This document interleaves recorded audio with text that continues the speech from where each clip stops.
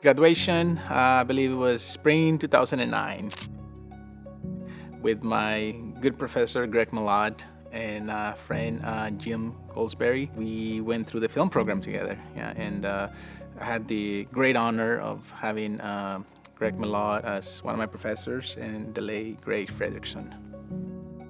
One of the most memorable things I remember is coming into class, just very excited to meet my professors, to get my hands on equipment, on the gear, getting to connect with other students that had the same mindsets like mine, that we loved film.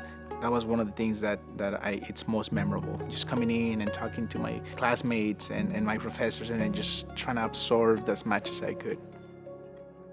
It was such a different environment then than it is now. I think the campus has grown so much. There's so many students now walking, in the hallways, and then just the equipment. The equipment has definitely, gotten a lot better. And so now, it's such a different vibe now.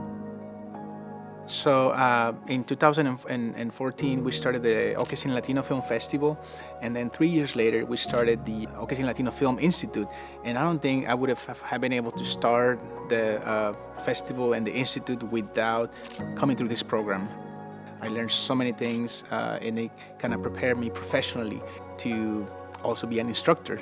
And so now I'm giving back through our students. Every year we're in class 9th now, and every year we have about 25 students that come through our Film Institute. And so it's so great to see when I come to campus and I see some of my OCCC Latino Film Institute students here, and I talk to them, and now they're talking all about their projects and their classes, and it's just such a full circle moment for me to be able to I started at OCCC, I did my film degree here, and now I'm able to teach students about film and to be able to see them finish their film programs as well. And to me, it's about teaching the next generation of filmmakers and being able to give back.